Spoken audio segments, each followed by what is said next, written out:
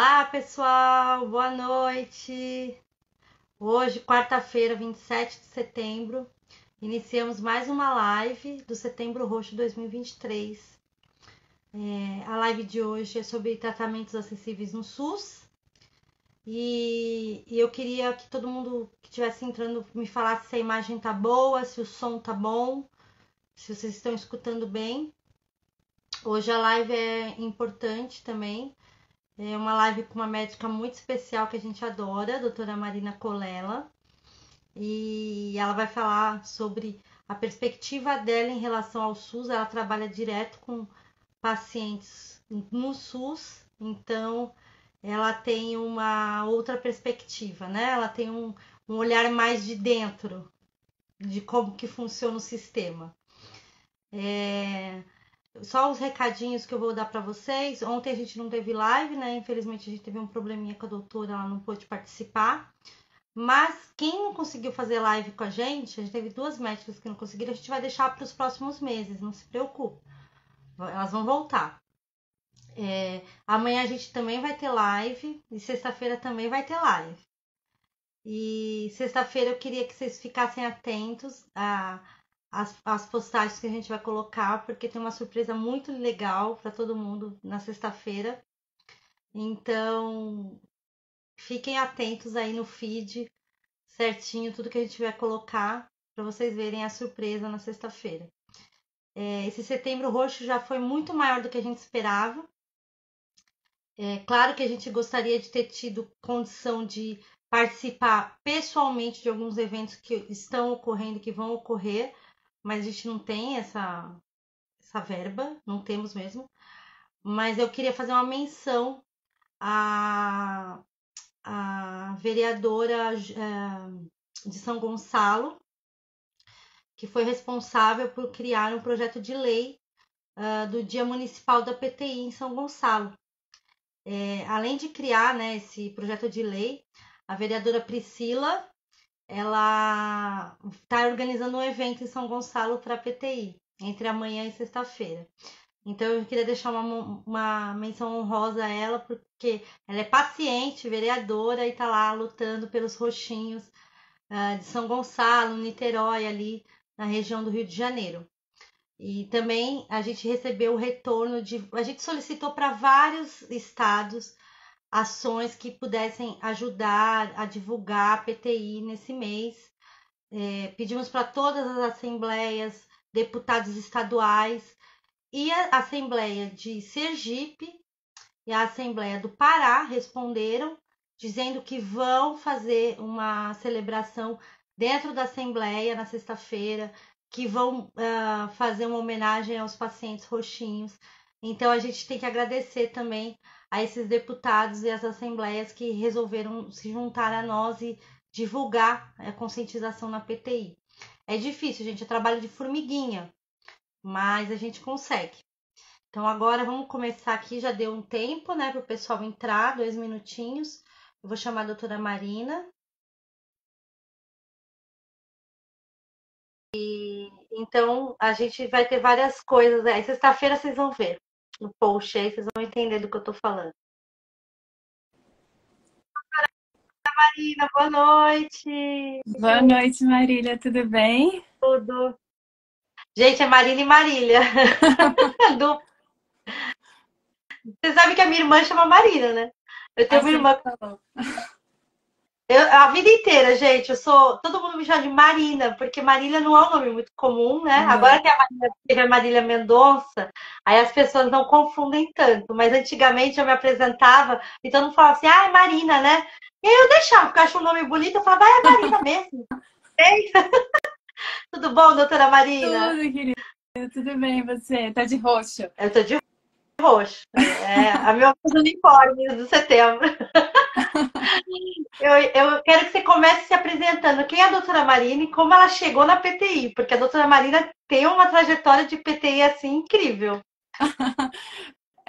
Tá bom. Bom, eu sou mineira, mas eu tô morando aqui em Campinas desde os meus 17 anos. Eu vim pra cá fazer faculdade, cursei medicina aqui na Unicamp, me formei em 2004 e aí fiz, né, residência em clínica médica e hematologia aqui na Unicamp. E logo que eu terminei a residência de hematologia, já prestei o concurso da Unicamp mesmo e fui contratada como médica assistente aqui. Nos meus primeiros anos na Unicamp, trabalhei no banco de sangue, em alguns ambulatórios dentro do Hemocentro, inclusive no ambulatório de hemostasia, né, que inclui todas as doenças, tanto PTI quanto trombose, enfim, todas as doenças relacionadas à coagulação do sangue. Eu fiz meu doutorado em doença falciforme e alterações da coagulação na doença falciforme, em particular alterações de predisposição à trombose. E aí isso durou, eu terminei meu doutorado acho que em 2013, se eu não me engano. E aí quando você termina seu doutorado, você fica meio livre para decidir seu decidir seu trajeto dentro do mundo da pesquisa, do estudo e tal, né? Já que eu trabalho numa universidade. E as PTIs no nosso serviço, no nosso ambulatório, elas estavam meio sem dono, digamos assim, né? Não tinha ninguém que estudava muito o assunto no nosso serviço. E eu falei, quem sabe eu assumo e passo a estudar. E aí eu passei a estudar PTI, né? Mais especificamente, né? De forma mais intensa nessa época, 2013. Essa noção que você é uma, assim, eu vou falar, gente, porque eu posso falar, tá? Eu conheço os pesquisadores do mundo inteiro. Você tem noção que você é uma das maiores, se não for a maior pesquisadora de PTI do Brasil? Você tem essa... Caiu essa... Não tem. Não. Você é uma das maiores, se não for a maior, de produção, pelo menos, de conteúdo, de artigo, de PTI, de pesquisa. Eu acho, assim, eu tô falando, gente, porque eu conheço os pesquisadores lá fora, e eles conhecem a doutora Marina, entendeu? É nesse nível que essa mulher é importante. Todos eles sabem que é a doutora Marina Colella. Então, você não tem essa noção, né? Obrigada. Não tenho essa noção. Mas enfim, é uma doença que eu acho que tem poucas pessoas estudando aqui no Brasil. Você tem razão, acho que tem pouca gente que trabalha com PTI aqui. E aí acabou que eu fui estudar a questão da dapsona, né? Era uma coisa que o nosso centro tem muita tradição. E aí passei a apresentar trabalhos relacionados à dapsona. Primeiro, eu apresentei os resultados parciais. A primeira vez foi num congresso de STH em 2015, no Canadá. Foi uma apresentação oral nessa época. E aí depois, em 2018, no Congresso da Sociedade Americana de Hemostasia, uma apresentação oral também. Até teve o café da manhã do pessoal da associação. Do PDSA. E aí foram os trabalhos da dapsona. E aí, nesse meio tempo, né, estudando PTI, acabou que eu me envolvi com outros projetos e publiquei outras coisas também. E aí o nosso trabalho da dapsona foi publicado em 2021. E aí ele foi publicado numa revista que é a mais importante na nossa área da hemostasia, né? Que é o Journal Thrombosis and Hemostasis. Então, esse foi um feito importante, assim, Não, eu tô falando, gente, essa mulher, ela tá fazendo uma falsa modéstia, mas ela é muito importante na PTI. Eu sei o que eu tô falando. E assim, você faz parte do grupo internacional também, né? De estudo de PTI. Faço. Eu tenho esse registro internacional de portadores de PTI, que é europeu, mas tem associação, né, com os Estados Unidos, enfim. E aí tem alguns pesquisadores aqui na América do Sul. E quando foi, se eu não me engano, 2018 ou 2019, não tenho certeza, eu decidi montar um registro de portadores de PTI na Unicamp. E aí, nessa época que eu montei o registro, eu já montei em associação, tipo, participando em conjunto, né, do registro internacional do PARC-ITP. E aí, então, os pacientes eu passei a incluir no nosso registro interno da Unicamp, que eu acabo coletando mais dado, e ao mesmo tempo, paralelamente, aqueles que preenchiam os critérios do grupo internacional, eu também coloco na plataforma do grupo internacional. Então, os nossos pacientes do registro, eles são do nosso registro e do grupo internacional. Nossa, isso é muito importante, a nível de pesquisa e dados do Brasil, né? Isso é muito. É muito importante.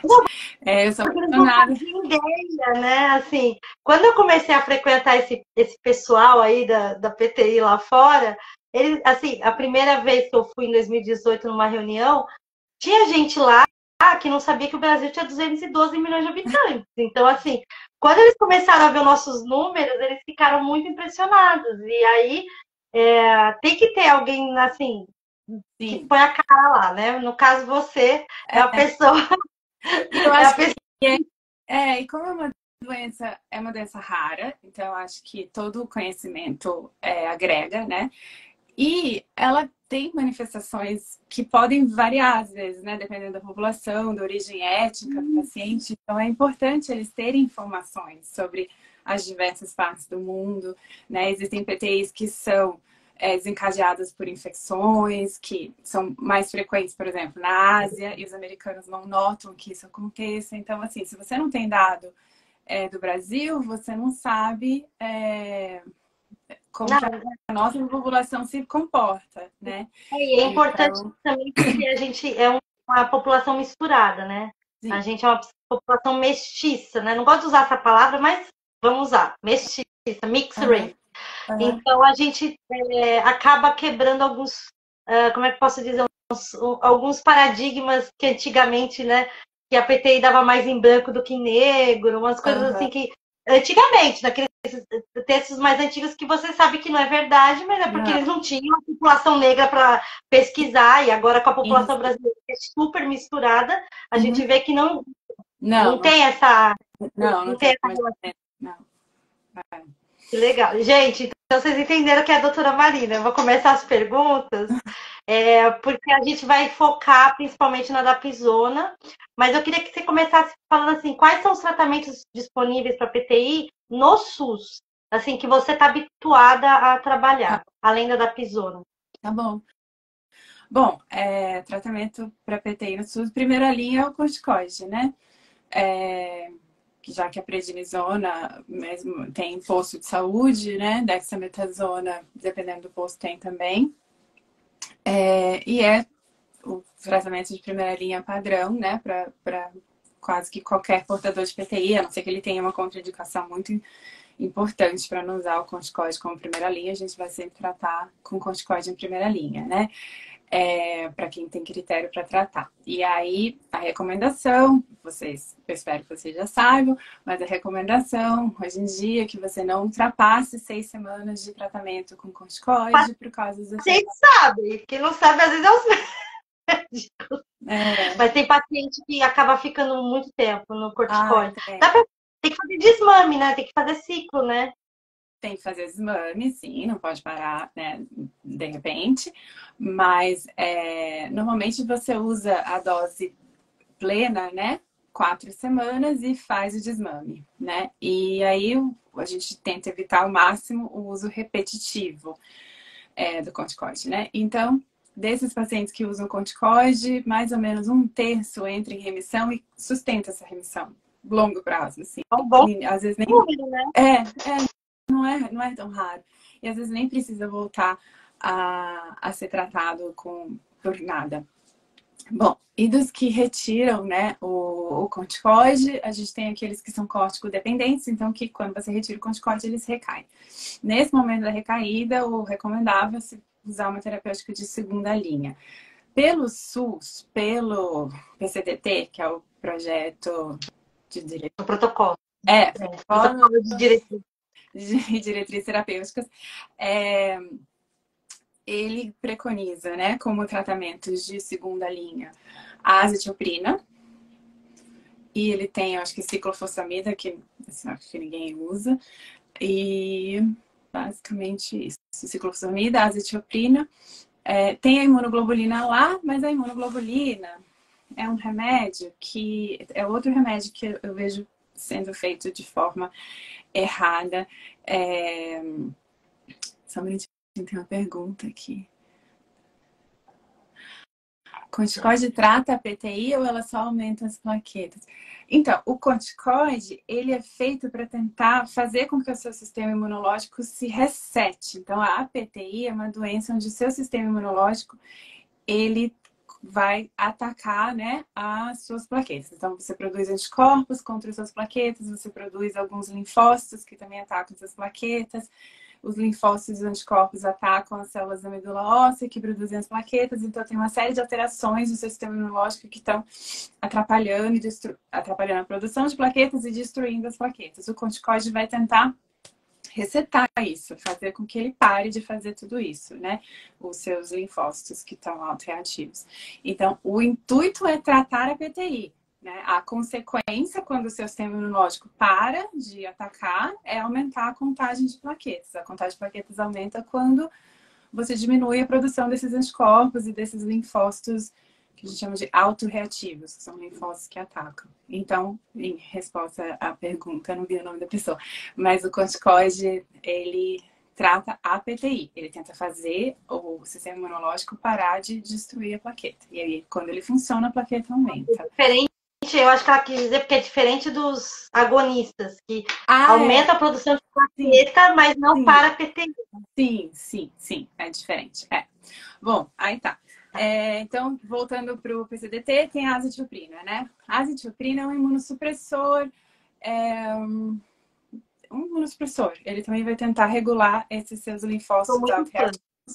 Eu tenho resistência para a azathioprina, então eu sou muito fã.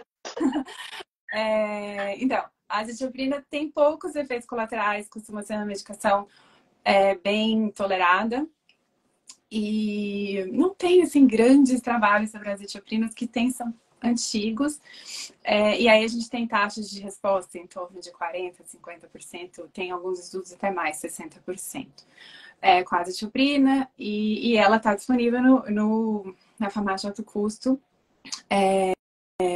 para o CIS de PTI. A imunoglobulina, eu ia falar da imunoglobulina. A imunoglobulina, ela não trata a PTI. É uma comparação. A gente pode dizer que ela não trata a PTI, a imunoglobulina. O que ela faz, ela ocupa as células que destroem as plaquetas, digamos assim, para que você pare de destruir as plaquetas naquele momento. Então, ela costuma ser uma medicação que age muito rapidamente, assim, dia seguinte, 2 dias, ela já tem uma resposta plaquetária boa e dura pouco tempo. Então, é uma medicação que a gente usa em pré-operatório, muito, porque é interna, depois de 2 dias já consegue operar. E aí dura 1 semana, 2 semanas, que é o tempo que você precisa para a cirurgia. Aí quando perde a resposta, já não está no momento com risco de sangramento. Então a imunoglobulina a gente usa muito para isso e para quando o paciente interna com sangramento grave, um sangramento no sistema nervoso central, sangramento intestinal grave, a gente usa a imunoglobulina quando a gente precisa de uma resposta plaquetária muito rápida, porque o corticoide demora aí pelo menos uns 4 dias em geral para fazer efeito, né? Acho desse pessoal que é crônico e aí não responde bem a nada, né? Porque a gente sempre tem os refratários. E aí os médicos optam, quando a plaqueta cai para 10.000, usar a imunoglobulina sem sangramento. Não tem sangramento nenhum. Só usar ali. Não tem muito efeito, né? Porque vai durar 1 semana ali e depois. Eu assim, não é uma conduta recomendável, assim, pela literatura, isso. Eu já vi, isso não está relatado, mas eu vejo com uma certa frequência pacientes que fazem um uso muito repetitivo da imunoglobulina, depois de um tempo perder a resposta. Então, eu tenho um pouco de receio disso, sabe? De você expor... Ela é muito boa para situações específicas, Ela né? é muito boa. Ela salva vidas, de fato. Mas ela deveria ser usada quando ela realmente precisa ser usada. Então, o paciente que vai precisar disso cronicamente, eu acho que não faz sentido, porque é isso que você está falando, né? A resposta vai durar 1 semana, 2 semanas, depende de cada pessoa, depende do ritmo que ela destrói. Então, ela vai estar protegida naquele momento, depois ela já vai perder as posses de novo. Então, eu particularmente... Dava 4 dias. Foi o tempo de operar. Então, a imunoglobulina é uma medicação que a gente usa às vezes também numa situação emergencial para poder transfundir plaquetas. Porque a transfusão de plaquetas não costuma render quase nada. Render é funcionar, tá? É aumentar a plaqueta. Quase nada. Porque esses anticorpos que os pacientes com PTI produzem, eles não destroem só as plaquetas deles. Eles não são específicos para a plaqueta sua. São anticorpos contra plaquetas. Então, destrói a plaqueta que você está recebendo na transfusão. Então, ela nem chega a aumentar muitas vezes. E aí, quando você usa imunoglobulina, é um momento em que você pode transfundir plaquetas se precisar e funcionar melhor. Porque aí a destruição dessa plaqueta que está sendo transfundida é muito menor. E aí, às vezes, rende. Então, paciente que chega com sangramento em sistema nervoso central, principalmente, né, que é uma emergência, a gente faz imunoglobulina com transfusão de plaquetas, às vezes de forma repetitiva, para aumentar logo essa contagem plaquetária. Isso costuma funcionar bem. Perguntaram se a imunoglobulina pode causar aumento de linfonodo. Não causa. O que causa aumento... Pode, né? Acho que pode, né? Não, na verdade o linfonodo, ele é... Eu gosto de explicar assim, ele é tipo um filtro do seu sangue. Então, quando você tem uma infecção bacteriana, viral, alguma coisa assim, o linfonodo incha, ele aumenta, fica dolorido. Então, às vezes, o linfonodo aqui no pescoço, principalmente, quando tem infecção de garganta ou alguma ferida na pele, o linfonodo daquela região pode ficar inchado e, em geral, nessas situações de infecção, principalmente, ele fica também um pouco dolorido. A pessoa vai notar que é uma área dolorosa, assim, e dura algumas semanas e desaparece. Então, isso é o que causa, de modo geral, aumento do linfonodo. Porque é isso. Caiu 2 raios na mesma pessoa. Oi? Às vezes cai 2 raios, né? Às vezes você tá com a PTI fazendo tratamento, mas acontece outra coisa, gente. Acontece. Não... Vem uma infecção, não tem como saber. Não, paciente com PTI às vezes tem muita infecção, né? Porque usa muito imunossupressor, então. É verdade. Bom, agora eu vou te fazer a pergunta sobre a dapsona. Como que é esse tratamento com a dapsona? Tá. A dapsona, ela começou a ser usada na PTI por um acidente, como muitas coisas na medicina. Ela foi dada para um paciente lúpico que tinha umas lesões de pele que é tratada com dapsona mesmo. E aí, essa paciente lúpica tinha PTI secundária ao lúpus.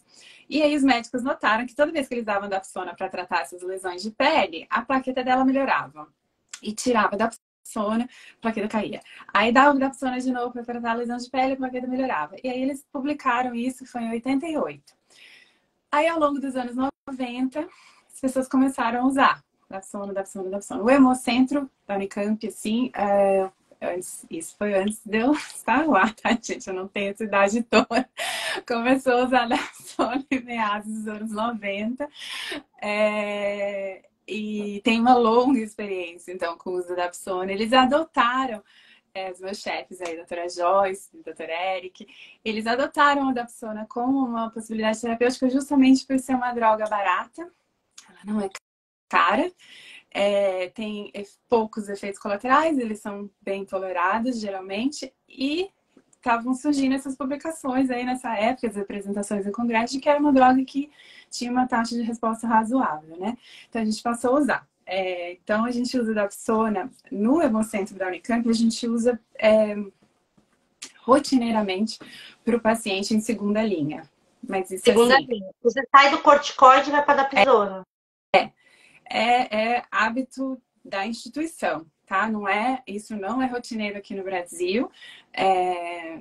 Mas cada instituição... No Brasil tem bastante até, assim, perto do lá fora, eles nem lembram que existe. Sim. Tem aumentado o uso aqui no Brasil até, eu acho. Tem alguns lugares que usam, mas de forma rotineira como segunda linha, eu acho que deve ser só a gente. A maioria dos centros acaba adotando certas protocolos, né? Então, sim. Por exemplo, o pessoal da USP, USP São Paulo, eu acredito que eles usam a azatioprina como segunda linha, segunda linha padrão. Por que isso? Porque a esplenectomia, que é um tratamento de segunda linha também, a gente tenta postergar por pelo menos 1 ano. Então, nesse 1 ano, você imagina que o paciente usou corticoide 1 mês. O que você vai fazer? Os outros 10 meses, 11 meses, tá esperando dar o tempo de 1 ano. A gente faz esplenectomia antes, às vezes? Até faz, mas é exceção. A gente tenta esperar ver o que vai acontecer com esse paciente, né? Nesse 1 ano. É importante. E aí, nesse momento... Porque o pessoal sabe a minha história e acha que a minha história é a regra. Eu falo que a minha história Não é a regra, minha história é exceção. Eu fiz com 3 meses a esplenectomia, mas foi de emergência, Sim, tudo tinha dado errado. sim. Eu tive síndrome de Steve Johnson com a Dapsona. É, eu Então sei. a Dapsona para mim, mas eu não sabia que eu era alérgica à sulfa, Não que é um foi componente da usada. É um Dapsona. componente. Não, É. a gente descobriu lá, naquela hora. Mas eu falo, gente, eu fiz a esplenectomia cedo porque eu estava numa situação zero plaqueta, sangramento Sim, ativo, sim, sim, não respondi imunoglobulina bem. sim, Então, era uma tentativa de sim, resolver um problema, sim. mas não é o indicado fazer com Não, 3 meses. não, é exceção. Então, como eu te falei, existem pacientes graves, como você era, que a gente precisa resolver. A pessoa tá sangrando, não sai a plaqueta, então você precisa resolver. Então, nessas horas, às vezes, você abre uma exceção e vão fazer esplenectomia, né? Pra ver se resolve. Mas é exceção. Paciente que vai bem, que não sangra muito, que a plaqueta cai, mas é tipo 20 mil, né? Aquela coisa assim, não muito estressante. A gente tenta segurar. Aí a gente entra então com a Dapsona no Hemocentro rotineiramente como segunda linha. A gente usa uma dose fixa para todo Ah, mundo. legal. Na literatura mundial pode ser usado numa dose por quilo, mas a maioria dos lugares usa uma dose fixa, que é 100 miligramas por dia. A Dapsona é um antibiótico, é usado para tratar algumas infecções e ela existe no SUS, tipo no posto, mas eles não liberam para as pessoas que têm PTI, porque eles só liberam para certas indicações aí clínicas. Então, para quem tem PTI, a pessoa precisa comprar. A gente manda manipular, farmácia de manipulação. Então, eles manipulam a cápsula e Não aí é caro, tomam. eu lembro que eu fiz, não é caro. Acho Não, que não era é. R$ 40. Não, é por aí. Não é caro. É, E aí, é isso. Toma uma vez ao dia, não tem nenhuma restrição em termos de alimentação, de nada disso. Aí a gente monitora com no máximo um mês o hemograma, às vezes dá para monitorar antes, em 15 dias. Porque a Dapsona tem dois efeitos colaterais mais frequentes, tá? Um deles é a anemia. Na verdade, a anemia até é um pouco parte da ação da medicação. Porque o que a Dapsona faz ninguém tem certeza por que ela funciona na PTI, né? Mas o que a gente acredita, e nesse nosso trabalho a gente mostrou uma associação com isso, já tinha sido demonstrado antes também, é que como ela causa uma certa destruição das hemácias, o baço, as células lá do baço que destroem as plaquetas, elas ficam ocupadas destruindo essas hemácias. Ah, E aí nisso, elas vão destruir menos as plaquetas que estão lá, com os anticorpos, né? Não parece que a Dapsona tenha um efeito imunossupressor. Então, não parece ser o caso.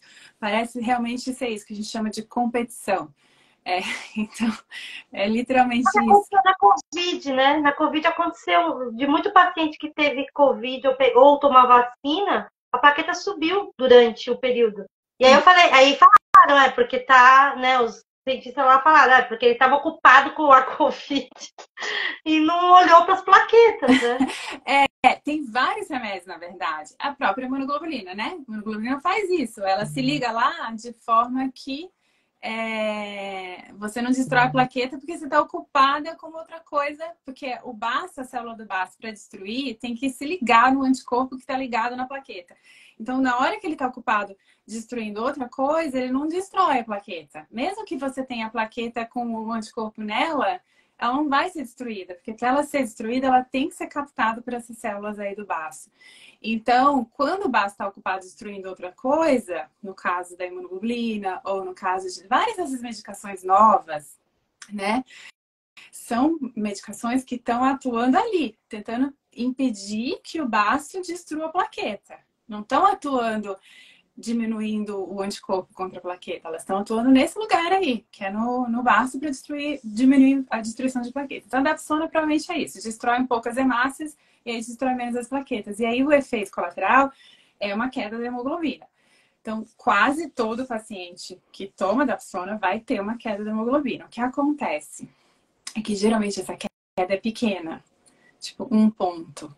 Então, a Ai, pessoa não acontece nada, a maioria das pessoas não fica anêmico, né? Mas num percentual de pacientes a gente tem uma queda mais importante. E aí a pessoa fica anêmica. Então, aí às vezes tem anemia sintomática, que a primeira é o efeito colateral que mais leva à suspensão do tratamento, é a anemia sintomática, gente. Não é alta a frequência. Escolha de Sofia, né? Vou ter anemia ou vou ficar com a plaqueta alta? E é uma tristeza. Até vira e mexe, o paciente volta, a plaqueta tá linda, mas ficou anêmica. Eu falei, não vai dar, vou ter que tirar. É uma tristeza quando isso acontece. Uma tristeza. Mas, não, se ficar anêmica e uma anemia de forma importante, aí a gente tira, né? Então, anemia hemolítica, importante, sintomática, é um dos efeitos colaterais que a gente tem que monitorar. Então, por isso que é importante esse hemograma em 15 dias ou no máximo um mês para ver se está acontecendo isso. E o outro sintoma que a dapsona pode causar a gente chama, meta-hemoglobinemia, é difícil de explicar. É uma hemoglobina que ela tem uma alteração, que ela tem uma afinidade muito alta pelo oxigênio e ela não libera o oxigênio direito no tecido. E aí a pessoa começa a sentir dor de cabeça, cansaço, e pode ficar, em casos onde essa meta-hemoglobina é muito alta, pode ficar até com um pouquinho de roxidão nos Roxeado. dedos. Sim. É quando a oxigenação... É parecido com a diabetes, assim, que acho que na diabetes acontece algo parecido em relação ao oxigênio, dependendo da gravidade. Qualquer pessoa que tiver uma baixa oxigenação fica cianótica. É cianose, né? O nome disso. Aí nas extremidades dos dedos das mãos e nos lábios.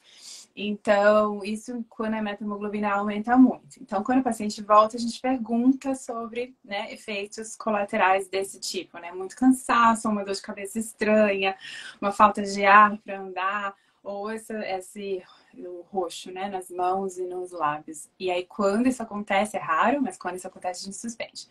Fora isso, alguns pacientes têm intolerância gastrointestinal e alergia. Alergia cutânea. Alergia cutânea. E às vezes essa alergia cutânea é mais grave. Em alguns casos. Eu não sabia. Mas assim, tem um teste para descobrir se a pessoa vai ser alérgica da besoura ou não? Tem que tentar, né? Que nem eu. Não, exatamente. Tem uma condição genética que chama deficiência de G6PD. Isso a gente dosa, inclusive a gente faz essa pesquisa de rotina antes de começar a dapsona aqui, mas que não é exatamente para alergia.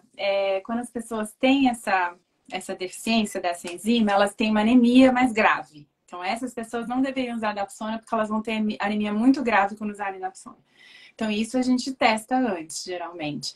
Mas a maioria das pessoas que tem essa alteração, essa deficiência de CSPD, com vários antibióticos, ela vai ter esse problema. Então, como são adultos, né, que a gente trata adultos, a maioria deles já foi exposto a antibióticos ao longo da vida, ele já saberia se ele tem esse problema. Hoje em dia faz parte do teste do pezinho também. Então, sim, faz parte, é verdade.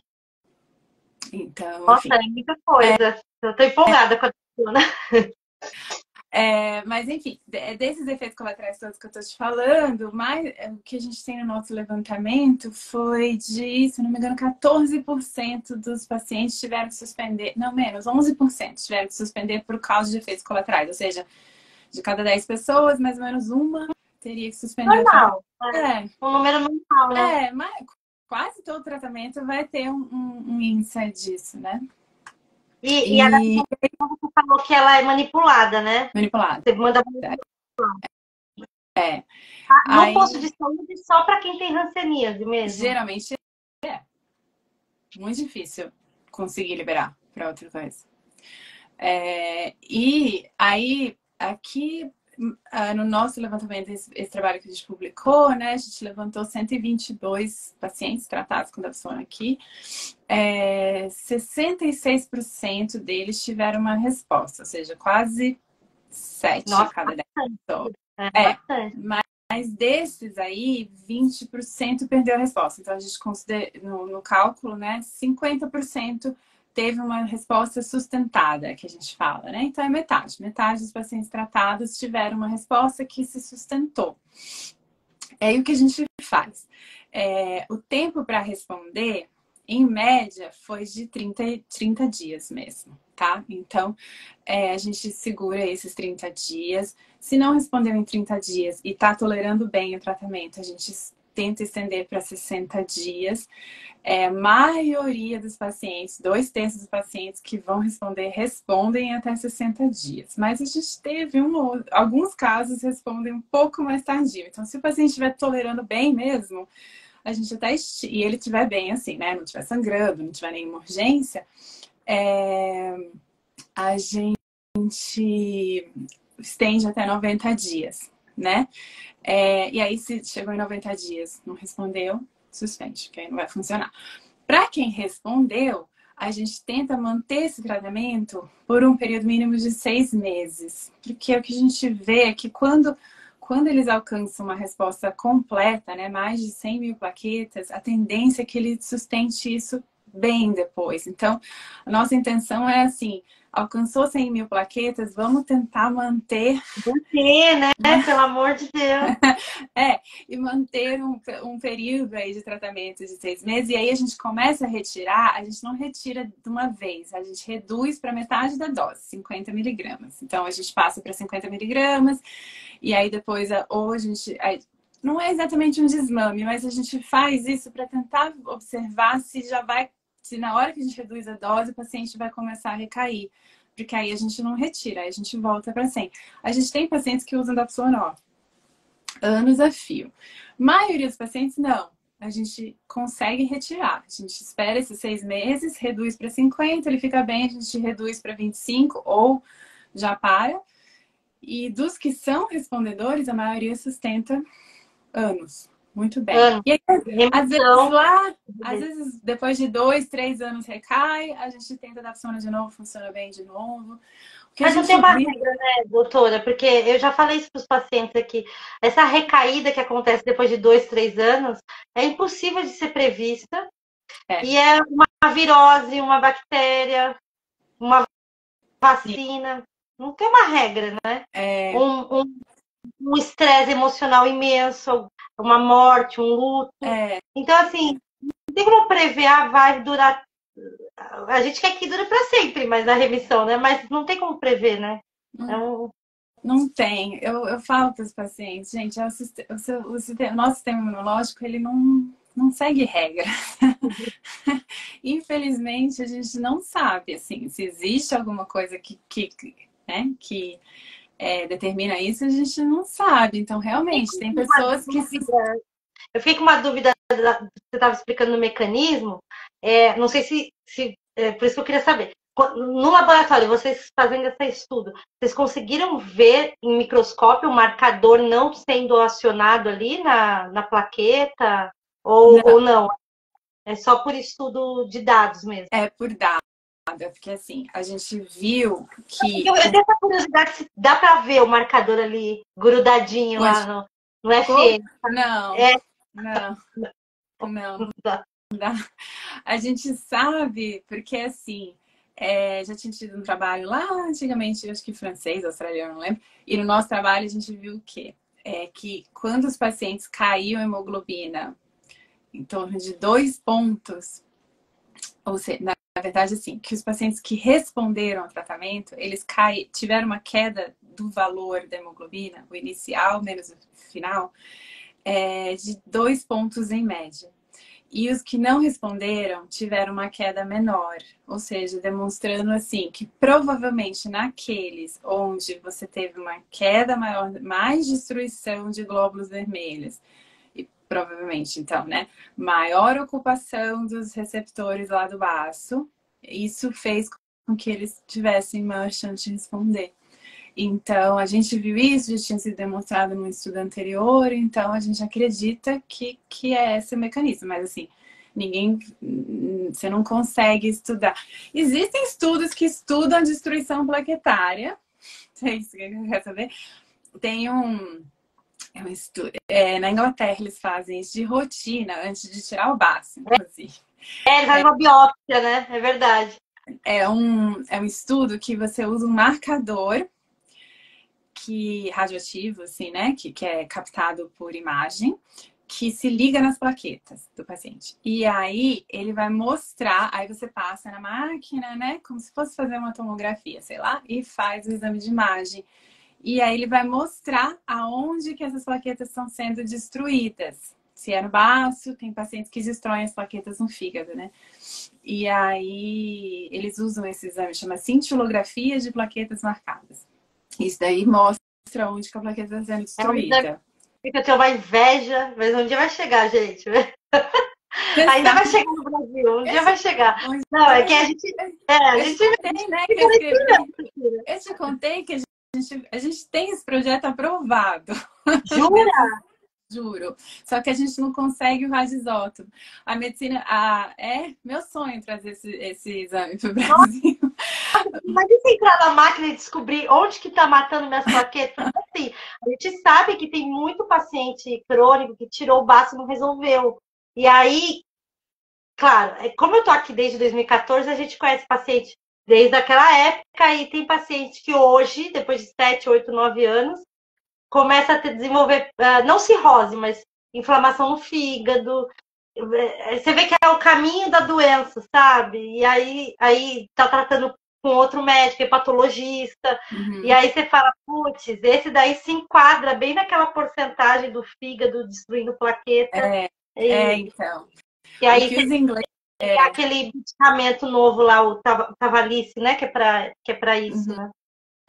né? Então, o que os ingleses fazem é isso, né? Eles fazem essa cintilografia. Se o paciente... Porque aí a chance de dar certo é quase 100%. Peraí, agora voltou. Você tinha dado uma caída. É o que eu estava explicando aqui na Inglaterra, eles fazem isso, né? A cintilografia para avaliar onde está sendo destruída a plaqueta. Então, nos pacientes que têm destruição só no baço, aí eles fazem esplenectomia, porque a chance da esplenectomia dar certo é altíssima, quase 100%. Se o paciente tem destruição mista, que é baço e fígado, aí eles em geral já não fazem, porque aí a taxa de sucesso já é bem menor. E tem pacientes, assim, uns muito pouco sortudos, que a destruição é só no fígado. E aí esse tirar o baço realmente não vai funcionar de jeito nenhum, né? Mas é praticamente só o Reino Unido que faz esse exame, assim, nem nos Estados Unidos eles não fazem. Não tem. Lá. Não, eu tô feliz que vocês tenham o projeto aprovado. Então, vocês estão precisando do isótopo. Do isótopo. Esse marcador, a gente já conversou com a medicina nuclear aqui e tal. Tem que vir via Brasília, não sei o quê. E é muito caro. Então... não. Depois a gente conversa no off aí. Vamos falar com a Nise. Não, o que é isso, meu? Eu tenho contato do Ministério lá, a gente vai dar um jeito. Assim, pode parecer besteira para quem não está vivendo a situação, mas você ter a certeza que você vai tirar o baço e vai dar certo, ou não vai tirar, não precisa tirar. Nossa, é maravilhoso isso. Sim. Porque no meu caso não deu certo, né? Sim. Aí perdi um órgão bom, que não estava fazendo nada contra mim. Sim. Assim, a vida sem baço não é nada, também não é nenhuma, nada um pé sem cabeça. Normal. Só a única coisa que eu vou no CRI lá de vez em quando fazer minhas vacinas e virei um pouco neurótica com comida na rua, né? Essas coisas para não pegar bactéria. Mas poderia estar com meu baço aqui, né? Porque não era isso. É muito ruim, né? Você propor para um paciente uma terapia que é invasiva, né? Não deixa de ser. A esplenectomia, por vídeo principalmente, ela é um procedimento tranquilo, a mortalidade é baixíssima. Mas existem efeitos, né, a longo prazo, principalmente, né? Que é o risco de infecção. O risco de trombose, né, também, né? É o risco de trombose também. Mas o risco de infecção, uma coisa que infelizmente, né, a pessoa tem que ser bem orientada em relação a isso, porque tem que, né, se tiver febre, tem que procurar um atendimento médico rápido para ver se não vai ter que tomar antibiótico. Não, qualquer febre, eu corro para o pronto-socorro tomar antibiótico. Eu nem espero ver se essa febre vai virar um 38,5, um 39. Porque eu não quero passar, assim, a minha PTI foi muito ruim. Não foi uma PTI bonitinha. Eu falo pro pessoal, vocês que tomam remédio em casa e vivem aí normal, vocês não sabem como vocês são sortudos, porque a minha PTI foi hospitalar, UTI, foi bem ruim. E eu não quero passar por isso de novo, e a gente sabe que qualquer infecção pode agravar uma sepse, pode vir uma PTI de volta, então eu não espero a febre subir mais do que 38, eu já vou atrás de um antibiótico, eu já vou no... Então, tem o risco de trombose, que a gente hoje já sabe que ele é gradativo e vai aumentando ao longo até 10 anos, né? Que a pesquisa que eles fizeram é 10 anos, né? E é importante saber disso, assim. Claro, eu não fui enganada, assim, eu super concordei com a cirurgia, gente. Não foi... Eu sabia de tudo isso. Mas é porque era uma tentativa, é o que você falou, a gente tá lá no desespero ali, tem que tentar. Sim. Eu acho muito importante, né, o paciente saber de tudo isso. Essa questão da infecção é muito séria, assim, né? O recomendável, a pessoa que é esplenectomizada, por qualquer motivo, é que ele seja atendido por um serviço médico dentro de 2 horas da ocorrência da febre. Então tem que ser rápido. Sério? 2 horas? Nossa, o meu não é... Eu demorei um dia, então agora eu vou adotar aqui 2 horas. Pode adotar. 2 horas. 2 horas. Supostamente o tempo é esse, tá? E para o paciente que... Tem pacientes que a gente até deixa uma dose de antibiótico em casa. Então. Fica com uma dose em casa. Se tem a febre, toma e procura um atendimento. Eu tenho um pouco de medo disso com alguns pacientes, porque eu falo, não é para tomar um antibiótico e ficar em casa. Tem que ir para um atendimento médico para avaliar, né, qual que é a infecção, se tem infecção e qual que é o antibiótico que tem que tomar. É um antibiótico, assim, para que você, se você não pode chegar tão rapidamente num serviço médico, você já tenha tomado uma dose de antibiótico em casa. Não, eu tive uma infecção na garganta, e aí deu febre. E aí, na hora, eu acordei, eu passei a noite com febre. Eu falei, meu Deus, eu acordei, fui pro pronto-socorro. E o médico do pronto-socorro era um clínico, não era um hemato, nada. Eu cheguei para ele já dando a ficha inteira. Eu falei, olha, eu tenho PTI, sou esplenectomizada, minha PTI tá em remissão, mas é isso, eu preciso de um antibiótico agora, porque eu tô com febre. Ele, não, tudo bem, pode deixar. Foi 5 minutos a consulta, ele já me deu 10 dias de antibiótico, eu já saí, corri, comprei e tomei. Porque eu tenho essa preocupação. E aí eu nem sabia que era questão de 2 horas, agora você me deixou mais preocupada. Mas mas é importante essa informação, porque eu acho que tem paciente que não sabe disso. É importantíssimo. A gente já teve paciente esplenectomizado por PTI e que não sei se não sabia, enfim, não fez, e que infelizmente faleceu por infecção, estando curado da PTI. Então, assim, é o que a gente não quer, né? Então a pessoa realmente ela tem que estar ciente disso. A gente tem uma carteirinha assim que fala, né, que eu sou esplenectomizado, ou às vezes a pessoa pode pedir para o médico fazer mesmo, deixa um relatório comigo dizendo que eu sou um paciente esplenectomizado. Aí se eu procurar um pronto atendimento com febre, a gente já escreve lá no relatório, o paciente é esplenectomizado, em caso de febre, fazer antibiótico, triar a infecção e tal. Porque, né, sepse mata muito mais do que sangramento. É uma besteira, né? É uma coisa super resolvível. É uma besteira, A Jana falou, tive 3 sepse. Jana do céu! Meu Deus, 3? Querida, você não quis ter só uma, você teve 3? Nossa Senhora. Então, é muito perigoso, é muito perigoso. Então, na verdade, né, quando a gente olha para populações com PTI, Marília, como muitas vezes, né, o paciente com PTI, ele é tratado com imunossupressão, então vai lá, tira o basta, depois usa azathioprina, usa, sei lá, ciclosporina, usa rituximab, e vai usando. E aí você vai imunossuprimindo. Não é de propósito, mas é justamente para tentar fazer o sistema imunológico parar de destruir a plaqueta. Só que nisso aumenta mesmo o risco de infecção. E morte por infecção é uma das... Infelizmente, eu não quero falar isso aqui porque a população toda de PT está me ouvindo, mas é uma das principais... Você está aqui para falar a verdade. É uma das mais infelizmente, é uma das principais causas de morte de pessoas com PTI. É a segunda principal causa. Sangramento está em quarto lugar. Então, pessoas com PTI morrem mais de infecção do que de sangramento. Então, assim, não é besteira, é uma coisa séria. Assim, não, eu falo assim, gente, não é para viver numa bolha. Vocês vivem no mundo, né? Vida normal, claro, com cuidados, mas é isso, é ter a consciência de que tá com febre, tem que ser atendido, tem que ser avaliado, tem que rastrear, ver o que está acontecendo para ver se precisa né, ser tratado ou não. Né? Não, é muito importante essa informação e eu falei na live retrasada sobre o risco da trombose. Teve uma pessoa que ficou chateada, falou assim, você não devia falar que tem risco de trombose, porque a gente não vai ficar preocupada agora com isso. Não, gente, eu tenho que falar, porque você tem que estar ciente que se você tira o baço, você aumenta em 2 vezes, até 4 vezes seu risco de trombose. Você precisa saber disso.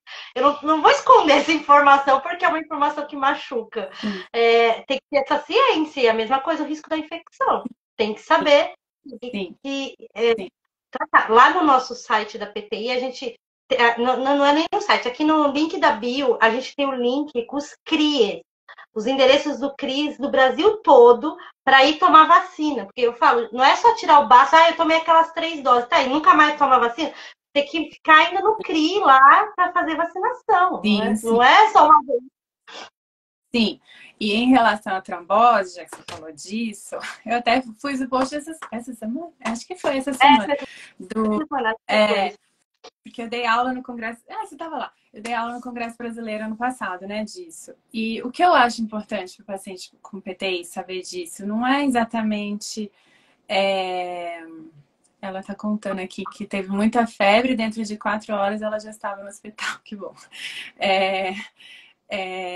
Não é exatamente para a pessoa ficar paranoica, não é isso. Mas existem coisas que a pessoa pode fazer para diminuir o risco dela ter trombose. Então, é se cuidar da pressão, se tem diabetes, cuidar da diabetes, do colesterol, fazer atividade física, que é muito importante, cuidar do peso. São fatores que são importantíssimos para a saúde cardiovascular e que afetam o risco da pessoa ter trombose arterial e venosa. Então, se você sabe que você é portador de uma doença que aumenta um pouquinho, não é que a PTI aumenta muito, mas a PTI por si só já aumenta um pouquinho o seu risco de ter trombose pela própria doença. Aí você fez uma esplenectomia ou você usa o agonista. Enfim, você tem um risco um pouquinho maior de ter trombose, então eu acho que é importante você saber disso, não para ficar paranoico, mas para fazer a sua parte no sentido de se cuidar, minimizando o que existe para ser minimizado, porque o que todos os trabalhos em relação à trombose mostram que é muito importante a comorbidade, que é isso, né? São essas doenças associadas que o paciente às vezes tem e que vai aumentando o risco de ter trombose. O cigarro, né, doutora? Cigarro também, Então, assim... PTI e cigarro não combina. Você já tem um risco aumentado de trombose. Não fumem. Se você fuma, para amanhã. Porque não tem... Não dá.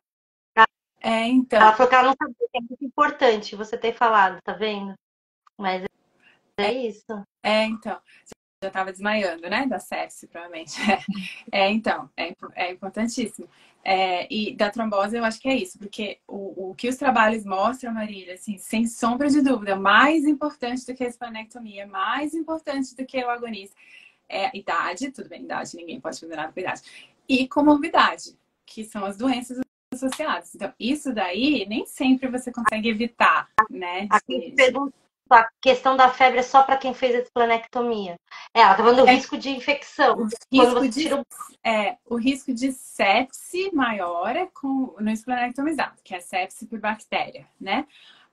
O rituximab induz uma imunossupressão mais de linfócito, que predispõe a infecção viral, principalmente, nos primeiros 6 meses pós o rituximab. Imunossupressores, de modo geral, esses outros, tipo a azitioprina, né? Que não é uma imunossupressão muito grave, mas ele também predispõe um pouco a infecção mais viral também. Então, o paciente que está em uso de um tratamento imunossupressor, né, ele tem um risco infeccioso aumentado. Então, ele sempre deve ser avaliado por uma equipe médica quando ele está num quadro infeccioso com febre. A questão da urgência dessas 2 horas que eu falei é pelo risco de sepse bacteriana. Isso daí é no esplenectomizado. Essa recomendação das 2 horas é para o esplenectomizado. Para o resto das pessoas, não, com PTI. Mas os que estão usando imunossupressores, sim, são pessoas com risco de infecção e precisam ter uma avaliação médica. Essa pessoa falou que ela tem PTI desde fevereiro, se ela vai tomar azitriptila pro resto da vida. Não necessariamente. A gente usa todo o tratamento para PTI, né? A gente usa por um tempo. Se você entra em resposta, provavelmente depois de um tempo, vai ser feita uma tentativa de retirada. Talvez no momento da retirada, se você recair, pode ser que se opte por manter. Se você não está tendo um efeito colateral importante, não é uma urgência exatamente retirar. Mas quase todo o tratamento para PTI, a gente faz exceto os agonistas, né? A gente faz por um tempo e tenta retirar. Porque é um imunossupressor, é para tentar fazer o seu sistema imunológico parar de destruir. Então, o objetivo é usar por um tempo e depois da resposta, tirar. É isso mesmo. Gente, eu tenho mais perguntas, mas não dá tempo que vai acabar a live. Então, eu queria agradecer a doutora Marina. Eu sou muito orgulhosa de falar que você é uma pesquisadora brasileira de PTI. Obrigada. Você foi citada no nosso último encontro. O doutor Kuster falou do seu estudo de dapsona, então na hora que ele falou, eu fiquei muito, ai, que legal! Então, assim, é isso que eu falei, o pessoal que não te conhece não faz essa ideia, né, de que você, no mundo da PTI, tem uma relevância grande, sim. Eu sei que você não vai falar de você mesma, mas eu estou falando. Então, eu fico muito honrada de você estar participando do Setembro Roxo. E queria te agradecer, porque as suas informações foram muito preciosas. Essa visão que você tem do tratamento via SUS é muito importante. E é importante que outros médicos que passaram aqui pela live também tenham prestado atenção nisso, porque a gente sempre quer que os pacientes tenham o melhor tratamento disponível, mas nem sempre o melhor tratamento disponível é o mais barato e é o mais acessível. Então, às vezes, é o que você falou, usar a dapsona por 6 meses e entrar em remissão é muito melhor do que ficar esperando um remédio chegar na farmácia de alto custo e ele não chegar. A gente sabe que está com uma crise grande de Eltrombopag no Brasil todo. E aí é horrível, porque o paciente usa 3 meses, fica 2 sem usar porque não tem, e aí cai tudo de novo, aí ele tenta de novo. Às vezes uma dapsona, gente, é R$40 e te coloca em remissão. Então, eu queria te agradecer, porque você tem esse olhar que também é necessário para nós. Obrigada. Então, eu acho que é uma época, para mim, eu acho que é uma época animadora para PTIs, de verdade, assim. Eu acho que a gente vem aumentando muito o número de tratamentos. Eu sei que muitos não estão aqui no Brasil ainda, mas vão chegar.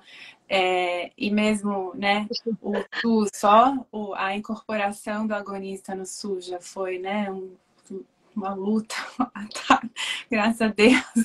A gente estava lá, né? Nós duas estávamos lá, meu Deus. Então, eu acho que é um momento assim que é um momento bom para PTI assim no país e no mundo, assim. E assim, eu queria dizer que eu falo sempre para meus pacientes com PTI, é uma doença crônica, e eu acho que a gente tem que conhecer ela para tentar ter até uma tranquilidade, sabe? Assim, de não ficar em pânico, de que vai viver com isso a vida inteira. É uma doença crônica, mas, gente, a maior parte das PTIs não são catastróficas. De vez em quando tem uma, né, que foge da curva. Mas a maioria das PTIs vivem bem. Mesmo quando a plaqueta cai, muitos não sangram coisas mais leves e a gente vai manejando. Então, tentar encarar a doença de uma forma... Eu sei que é muito difícil, mas eu tento sempre passar isso para os pacientes, assim. Tentar aceitar e viver melhor com ela, assim. Tá certo. Obrigada, doutora Maria. Um beijo. Sou muito grata pela sua participação. Eu espero que ano que vem a gente consiga. Gente, eu vou tentar ano que vem levar a doutora Marina lá pro Congresso Americano, lá para ela falar desse estudo. Eu vou tentar. Eu já te falei, eu vou tentar, porque é importante a gente mostrar que o Brasil também tem pesquisa científica, tem médicos muito bons e tem dados e tratamentos que funcionam aqui, e é o que você falou, podem funcionar em vários outros países da América Latina, da Ásia, Sim, que não sim. têm acesso tão facilmente aos medicamentos mais caros, né? Na Sim, própria sim, África mesmo, sim. né? A gente tem pouco estudo na África. Eu achei 3 estudos. Então, eu queria te agradecer. Muito obrigada. Nada. Um beijo para todo mundo. Boa noite, gente. Boa noite.